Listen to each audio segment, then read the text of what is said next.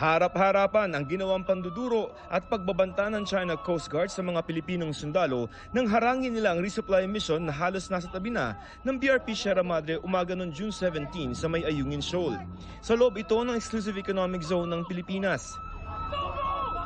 Taga-China Coast Guard ang nakasuot ng orange na life vest na ito na makikitang sumisigaw at may hawak pang palakol. Samantalang mga naka-brown fatigue ang mga sundalong Pilipino. Sa videong ito na ipinadala ng Armed Forces of the Philippines, tinalian na ng China ang inflatable boat ng Pilipinas na sinisikap bawiin. Maririnig din ang mga malalakas na sirena. Nakalapit na sa mga oras na yon ang mga inflatable boats ng Pilipinas sa BRP Sierra Madre. Pero hindi siya pinapakinggan ng China Coast Guard. Sa halip, may makikita pang sinungkit na itim na bag ang China Coast Guard sa bangka ng Pilipinas. Ayon sa AFP, 7 matataas na kalibreng baril ang ninakaw ng China at hindi pa binabalik, pati na mga cellphone ng mga sundalo.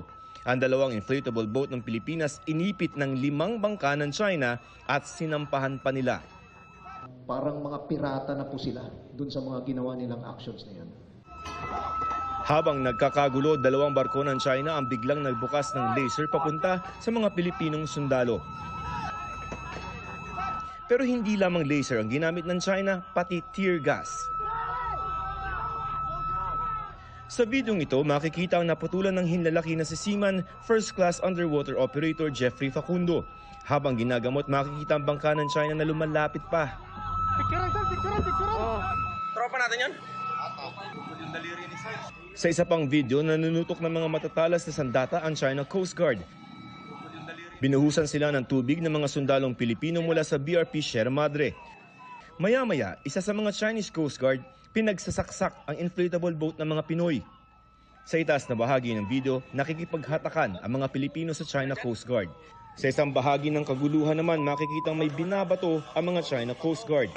Nagbabatuhan na, Babatuhan na ng bato. Ang isang inflatable boat ng Pilipinas na ito na papunta rin sana sa Sierra Madre, dinikitan ng 2 China Coast Guard para ilayo sa Ayungin. Bandang alas 8 ng umaga, humingi na ng rescue ang Philippine Navy sa Philippine Coast Guard. Nasa 12 nautical miles o 24 kilometers noon ang BRP Bagakay at BRP Cabra ng Philippine Coast Guard. Pero maging ang medical evacuation, hinarang at hinaras. 3 Hubei missile patrol ng China ang pumalibot sa medical evacuation team ng PCG habang inikot-ikutan ng mga bangka ng Pilipinas na nakikipagnegosasyon sa China. Mula nang harangin ng China Coast Guard ang RORE mission sa Ayungin Shoal umaga ng June 17, inabot ng hanggang gabi ang rescue operation at pakikipagnegosasyon na ginawa ng Philippine Coast Guard. Alas 11 na ng gabi nang pumayag ang China na i-evacuate si Facundo na naputulan ng hinlalaki pero patuloy na maaligid ang mga barko ng China. Sa di kalayuan, kita rin ang hospital Navy ship nila. Nakapaligid din ang iba pang mga bangka ng China Coast Guard na kinukunan pa ang Philippine Coast Guard galing sa BRP Cabra. Matapos ang insidente, ganito na ang naging itsura ng mga inflatable boat ng Philippine Navy. Basag-basag ang salamin, sira-sira ang equipment at punit-punit na ang inflatable boat.